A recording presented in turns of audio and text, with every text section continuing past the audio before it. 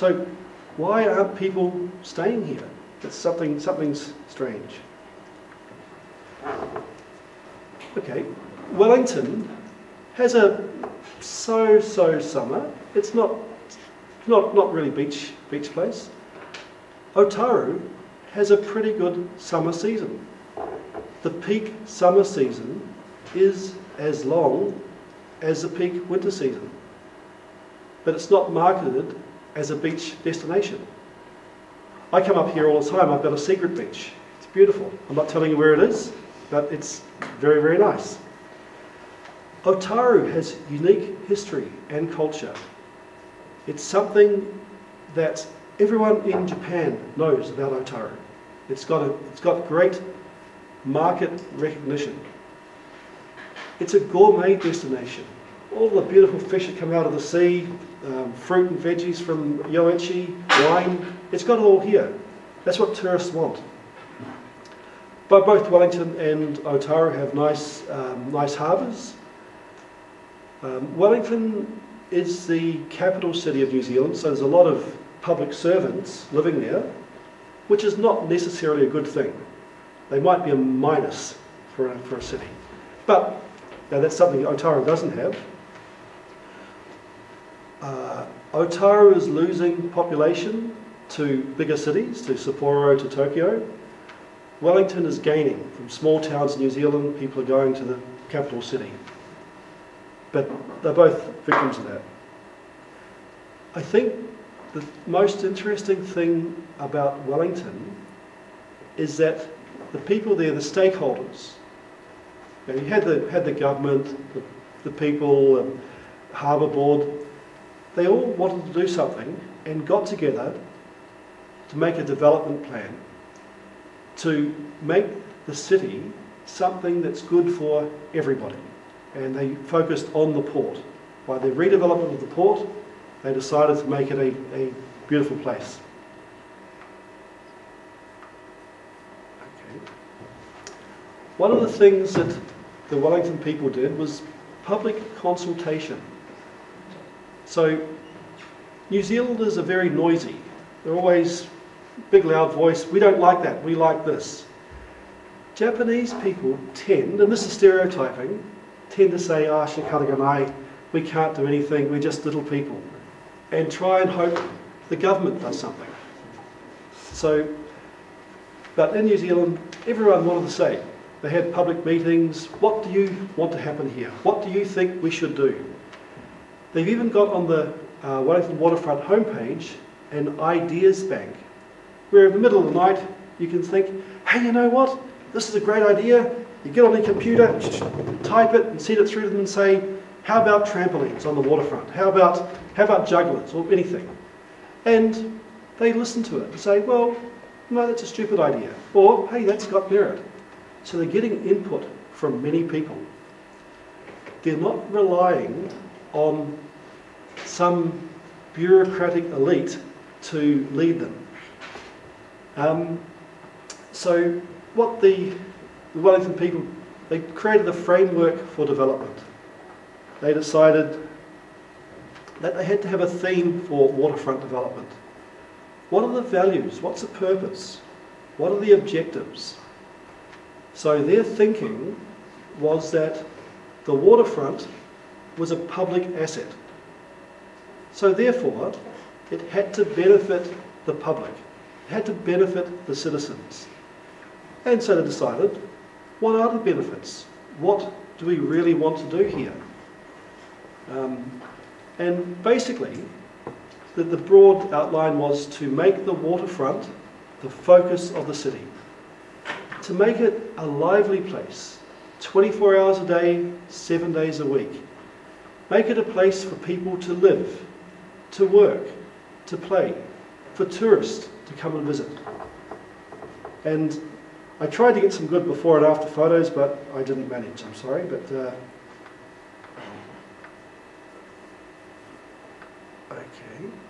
So, to develop the whole waterfront, they had to get money, funding.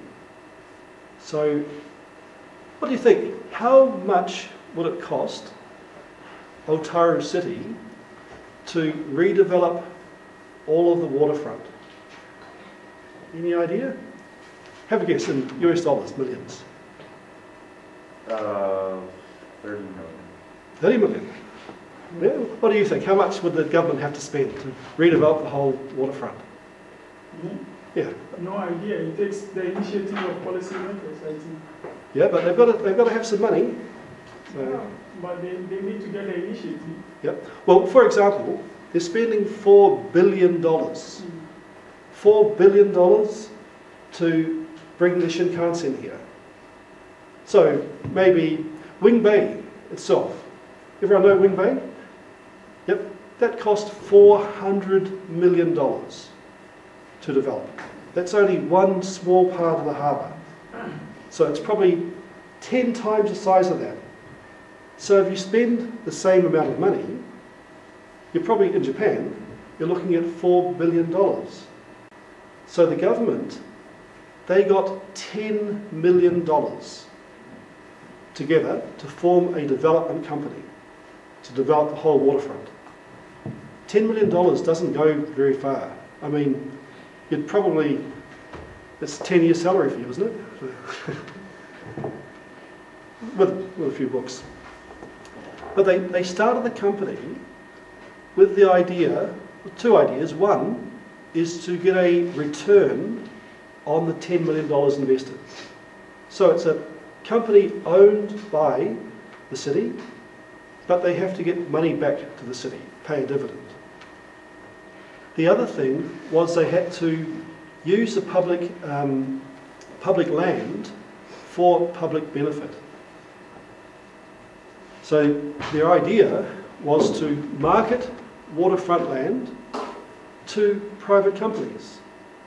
So say, okay, this area, we think we want a bar, a restaurant, or whatever. So they went out to public companies and said, how much will you pay for the right to use this land? And it was open bidding. Company A, Company B, Company C all had their ideas because it was a business thing. It seems to be in Japan, this type of thing is done in a back room with a politician and some amicadati people who get together and say, how much money can we take from public land? Rather than how much can we give back to the public.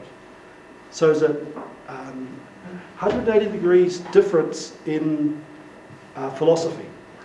So New Zealand started a private company whose shareholders were the local administration.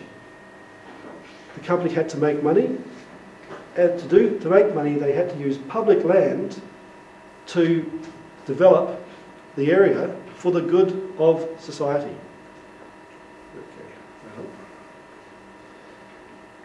Now, I think it's very successful. When I lived in Wellington, I hated the place. I was at university there. I had to walk past the waterfront. I was always worried about getting rolled by a homeless person or something. And I got out of there as soon as possible. I went back last year, and it's a really smooth place. In fact, Lonely Planet, one of the most successful guidebooks in the world, has just voted Wellington as one of the top cities in the world to visit, which is unbelievable. Puts it up there with New York, Tel Aviv, Tangiers. I don't know if you've ever been to Tangiers, but that's pretty good. So the city has transformed itself from something that's was pretty horrible, industrial wasteland, to something that now has a heart, has a focus, has a place for business, for cafe culture, for excitement. And they've done pretty well.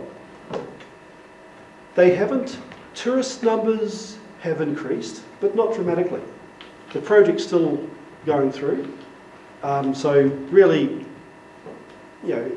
obviously it's improved.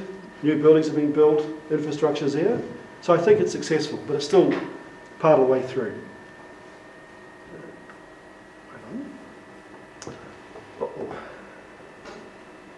Sorry. Okay. So why doesn't Otaru, why can't Otaru do the same thing? Okay, it's got geographically, demographically, it's got so much more going for it than Wellington. This place could be a destination resort. It's not just a winter resort, not just a summer resort, but somewhere for people to come year-round.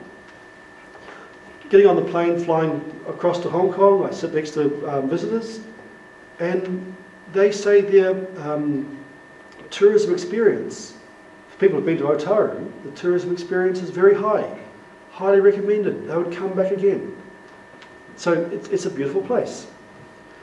Now, I think the good people of Otaru have been waiting patiently for someone to do something. And it's going to be a long wait. So, casino. The lumber pool, here's a little plan of, up there, you can see there's a plan of Wing Bay. When the Shinkansen comes through, it's going to be a tunnel just about from Kuchan to Shinotaru Station. That's where the Shinkansen station will be. All of the dirt from that tunnel has to go somewhere. In front of Wing Bay, you've got a 12 hectare block of land that's not used. It's too shallow for shipping. It was used for lumber. Trees come from Russia, but put onto the water. It's not used anymore. You could bring the tailings from the tunnel, reclaim the land, make an urban beach. Wouldn't that be nice? Can you imagine a nice beach? Who goes to Dream Beach? Only one? None of you guys, do you go to Dream Beach? Is it a good dream or a bad dream? I personally think it's a bad dream beach. But make an urban beach. Paris has an urban beach. Even many places. So reclaim the land. If you've got a beautiful harbour, make a beach there. Bring everyone from Sapporo through to Otaru's beach. Power. The Wing Bay project is dying. The biggest problem with it, the power bill every year. It's Jugo Oku, $15 million for the power bill. For $50 million, you can drill a geothermal power plant, enough to power Wing Bay and 5,000 other houses. Yeah, why aren't they doing it? Stupid, basically. They're imbeciles. So, put a geothermal plant, replace the gas-fired plant. Maybe Kita Gas will be angry. Maybe some old people in Sapporo will be angry. But environmentally, makes a lot of sense. Use the cogeneration from geothermal plant to heat an onsen. Make this urban beach a year-round urban beach. I mean, there's so many possibilities. Just not working. So, I think the point of my little tirade today, and I'm screaming into the wind, but for Japan to have any future, for Otaru to have any future, you have to change the paradigm, the way of thinking about development. Japan is a public works country. So you have to change the public works projects to projects that work for the public. That's my little catchphrase. Okay, thank you very much. So, any questions?